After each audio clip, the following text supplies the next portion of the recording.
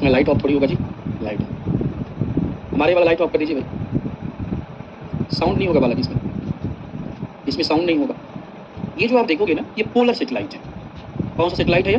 Polar satellite है। ये polar satellite है। ये एक पोल है और ये क्या है?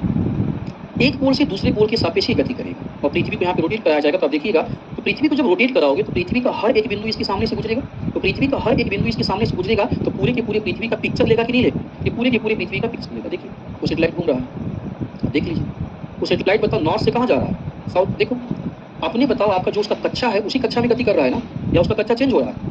उसी कक्षा में गति कर रहा है। पृथ्वी का हर एक बिंदु उसके सामने से गुजर रहा है। तो सामने से अगर गुजरेगा तो पूरा का पूरा पृथ्वी का क्या बना देगा वो? अब देखो पूरा पृथ्वी का इमेज तुमको अब दिख जाएगा, पूरे पृथ्वी का इमेज आपको दिखता चला जाएगा। इसको हम बोलते हैं पोलर सेटेलाइट।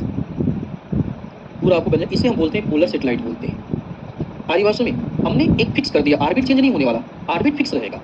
और ऑर्बिट इसका फिक्स क्या है? पोल टू पोल। देखो पूरा इमेज बन गया, पूरा का पूरा इमेज बन गया। ऐसे सेटेलाइट को बच्चे हम बोलते हैं पोलर सेटेलाइट। क्या बोलते हैं? पोलर सेटेलाइट बोलते हैं। आप खुद ही देख लीजिएगा, इसका पूरा का पूरा जो पोजीशन है, समझना, इसका पूरा का पूरा जो पोजीशन है, बताओ पूरे के पूरे पोजीशन में क्या इसका ऑर्बिट चेंज हुआ है? जल्दी बोलो, क्या इसका ऑर्बिट चेंज हुआ है? नहीं, ऑर्बिट चेंज नहीं हुआ है। ठीक है, इसका ऑर्बिट चेंज नहीं हुआ, ऑर्बिट फिक्स है। ऑर्बिट क्या है? फिक्स है। वो ऐसे ऐसे घूम रहा है और पृथ्वी गुजर रही है। तो जैसे जैसे पृथ्वी गुजरेगी, पृथ्वी का प्रत्येक भाग का वो इमेज ले लेगा, तो अंत में पृथ्वी का एक मानचित्र बना देगा। क्या बना देगा? मानचित्र। इसे देखते हैं, ये आपका जियो स्टेशनरी है। क्या है यह? जियो स्टेशनरी। अब देखो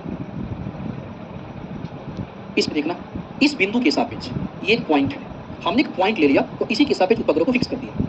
क्या कर दिया? उपग्रह को फिक्स कर दिया। अब उपग्रह इसी पॉइंट पे रहेगा तो इसी का फोटो खींचेगा। इसका फोटो खींचने के लिए जरूरी है ना कि ये क्या करे? हमेशा इसके सामने रहे, है ना? अगर ये हमेशा इसके सामने रहेगा तो जरूरी है कि इसका स्पीड इसकी स्पीड के क्या हो? बराबर हो, तभी तो आपका क्या रहेगा, या तभी तो स्थिर रह पाएगा। आप देखना इसी पॉइंट पे स्थिर रहेगा और चक्कर लगाता रहेगा। देखो पोजीशन चेंज नहीं होगा उसका, देख लीजिए पोजीशन चेंज हो रहा है क्या? उसी पॉइंट पे फिक्स है। और जितना स्पीड पे, देखो वही मैंने बोला, कमर है और कमर के साथ रॉड के साथ मैंने एक बॉल बांध दिया है, घूम रहा है।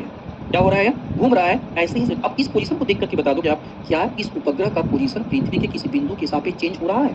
नहीं हो रहा है चेंज। ठीक है, चेंज नहीं हो रहा है, इसलिए इसको बोलते हैं जियो स्टेशनरी सेटेलाइट। क्या बोलते हैं इसे? जियो स्टेशनरी सेटेलाइट, भूतुल्यकालिक उपग्रह कहते हैं। अब देख लीजिए, अगर इसमें कोई डाउट है तो बताइए आप।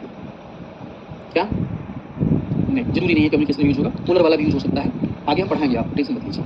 ठीक है, हो सकता है कि इसको हम क्या करें, आप किसी एक प्लेस पे हम रखें, तो एक प्लेस पे रख करके हम क्या करें, आपको फोटो खींचते रहें। इसका उपयोग हो सकता है आपका संसाधन के लिए किया जाए, महासागर के अध्ययन के लिए किया जाए, समझ रहे हो ना? कम्युनिकेशन के लिए, आपका कम्युनिकेशन के लिए ये आपका मैक्सिमम जो यूज होता है पोलर सेटेलाइट वाला होता है, क्योंकि इसकी दूरी बहुत ज़्यादा होती है। ये 36,000 किलोमीटर ऊंचाई पर होता है। और हमारे जो उपग्रह होते हैं आपका, वो हमारे उपग्रह आपका कहाँ होते हैं? मध्यमंडल वाले हिस्से में होते हैं। मध्यमंडल वाले हिस्से में 100 किलोमीटर 200-500 किलोमीटर के आसपास, समझ रहे हो ना? और आपने पढ़ा है कि 800 किलोमीटर के आसपास का जो रीजन होता है वो पोलर वाला